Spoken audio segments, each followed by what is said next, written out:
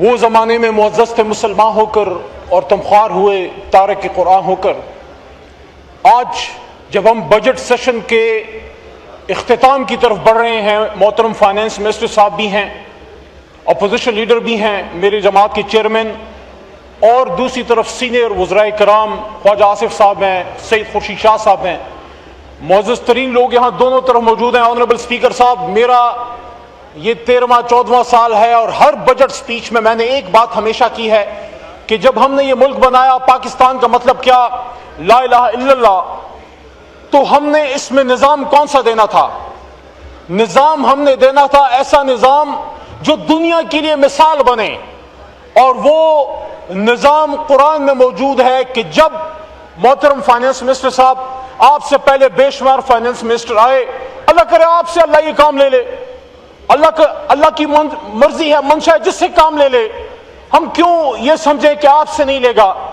لیکن بے شمار فائنانس منسٹر آئے اور وہ اللہ کے حضور، اور اسٹیٹ بینک آف پاکستان بھی اللہ کے حضور جواب دہ ہے کہ جب پاکستان بنا 1948 میں، قائد اعظم محمد علی جناح جن کی تصویر کے سامنے اور اللہ کے 100 ناموں کے نیچے ہم بیٹھے ہیں، قائد اعظم نے اسٹیٹ بینک آف پاکستان کو ایک سپیچ کی تھی آنریبل اسپیکر صاحب، اور وہ اسٹیٹ بینک کے آفیشیل ویب سائٹ پہ منسٹر صاحب اور نظیر صاحب موجود ہے.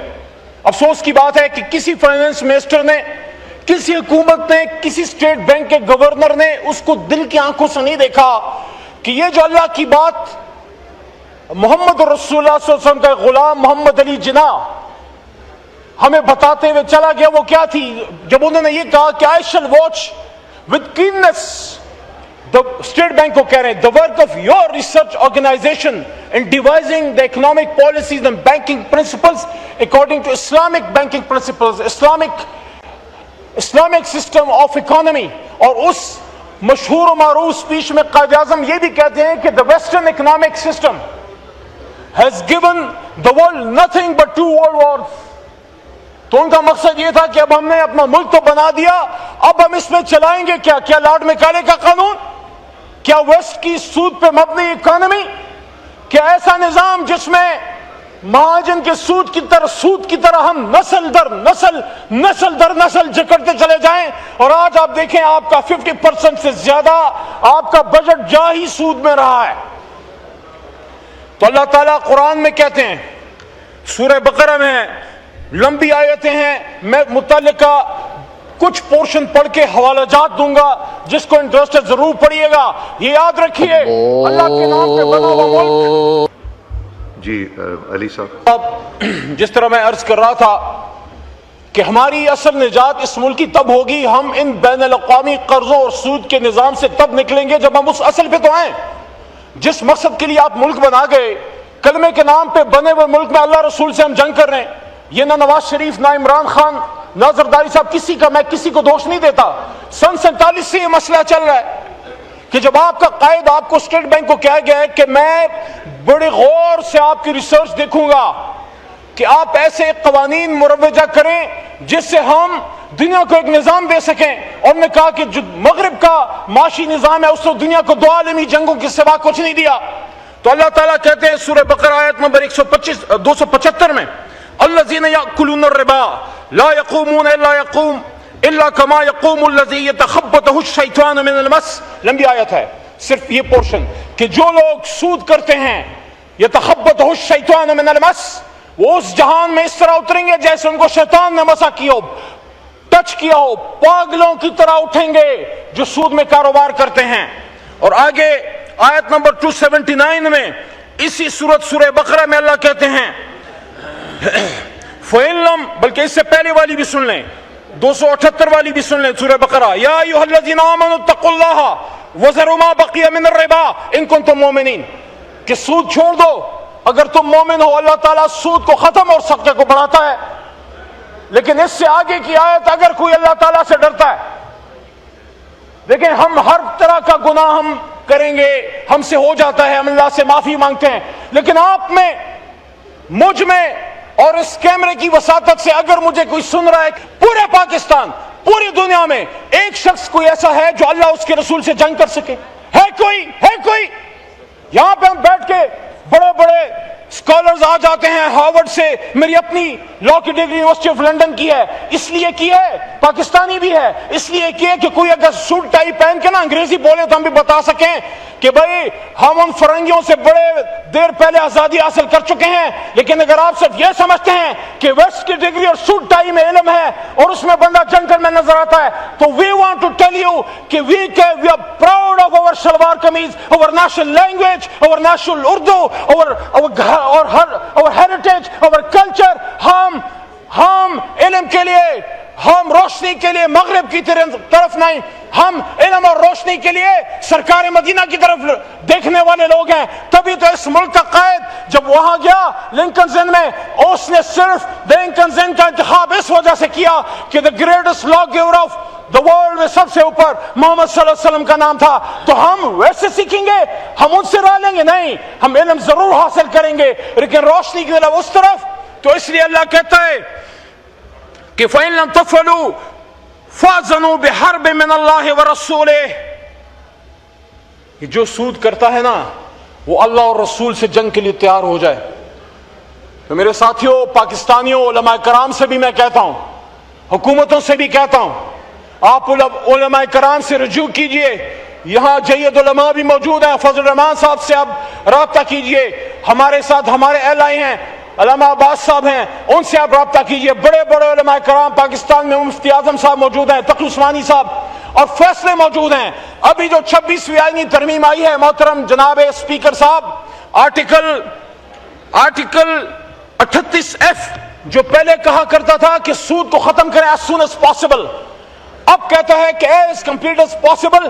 اور 26ویں جو ترمیم ہے اس نے باقاعدہ پابند کر دیا ہے آج کی اس حکومت کو کہ آپ نے by the 1 جنوری 2028 آپ نے پاکستان کو سود فری کرنا ہے۔ اور اس پہ فیڈرل شریعت کورٹ کا 2022 کا فیصلہ موجود ہے جس میں فیڈرل شریعت کورٹ نے ایک لینڈ مارک ججمنٹ دی کہ آپ ہر صورت میں پاکستان کو سود سے مکمل طور پہ آزاد کریں۔ آرٹیکل 227 کہتا ہے کہ آپ نے تمام laws in conformity with Quran and سنہ بنانے ہیں۔ پوری پارلیمنٹ کو کہہ رہا ہوں، سینٹر پاکستان کو کہہ رہا ہوں، زرداری صاحب دوسری بار صدر بنے ہیں، میاں صاحب دوسری بار وزیر اعظم، اور آپ کے بڑے بھائی 3 بار کے وزیر اعظم ہیں، میرا لیڈر بھی وزیر اعظم بن چکا، وہ بھی امت مسلمہ کو کھٹا کرنے کی اور مدینہ کی ریاست کی بات کرتا ہے۔ کوئی مدینہ کی ریاست کی طرز پہ ملک بن نہیں سکتا، کوئی اسلامی فلاحی ملک بن نہیں سکتا جب تک وہ سودی نظام سے نکلتا نہیں ہے۔ آؤ سر جوڑ کے بیٹھیں، آؤ ان حکومتوں کی بھی مدد کریں سودی نظام سے نکلنے کے لیے۔ شاید ایک دن میں نہ ہو، شاید ایک مہینے میں نہ ہو، لیکن مجھے اس پہ یقین ہے کہ جب ہم یہ سارے پاکستان کی جو یہاں ایک گلدستہ اکٹھا ہے، ہم آپس میں بہت اختلاف کریں گے، قرآن پہ تو اختلاف نہیں ہے نا، سودی نظام کے خلاف کھڑے ہونے پر تو اختلاف نہیں ہے نا، قائد اعظم کی اس سپیچ پہ تو اختلاف نہیں ہے جو نے اسٹیٹ بینک آف پاکستان کو پابند کیا کہ آپ ہمیں ایک اسلامی بینکاری کا نظام دیں۔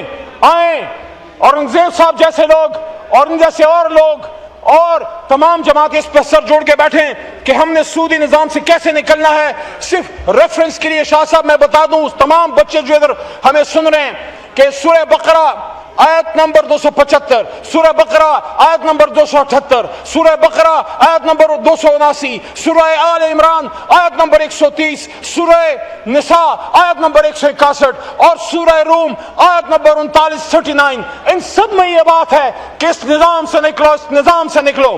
اس کے ساتھ ساتھ چونکہ آج میرے پاس پارلیمنٹ کا بھی ایک ٹاپک ہے، اس پہ میں ضرور بات کرنا چاہوں گا۔ ہم آج اس پارلیمنٹ میں موجود ہیں جس کی طرف دنیا دیکھتی ہے، وائنڈ اپ کریں پلیز، جس کے ابھی تو سٹارٹ ہے جی، نہیں 8 منٹ کا ہے، 12 منٹ ہو گئے ہیں، پلیز 3-4 منٹ اور دیجیے گا۔ یہ وہ پارلیمنٹ ہے جس کے بارے میں صوفی برکت علی صاحب کی پیشن گوئی تھی کہ ایک وقت آئے گا کہ پاکستان کی ہاں اور نہ میں دنیا کی ہاں اور نہ کے فیصلے ہوں گے، لیکن ہم اس پارلیمنٹ میں ڈپٹی اسپیکر صاحب موجود ہیں جہاں پورا سال ہمارے آنریبل ممبران آتے ہیں، چیختے چلاتے ہیں، کوئی نظام، اسپیکر صاحب آپ کی توجہ چاہتا ہوں، میں مائک بند نہیں کرنا چاہ رہا، پلیز کوئی نظام ایسا دیجئے کہ جب آپ کے یہ پارلیمنٹیرین یہاں کوئی پوائنٹ آف آرڈر ریز کرتے ہیں یہاں کالنگ اٹینشن پہ اپنے حلقے کے مسائل ریز کرتے ہیں وہ نوٹ کیے جائے اور سال کے آخر میں جو بھی محترم فائنانس منسٹر ہو اس کے سامنے رکھا جائے. لیکن ہم کس کے سامنے چیخ رہے ہیں؟ اس میں آپ کے سامنے. شکریہ ڈاکٹر نثار احمد صاحب.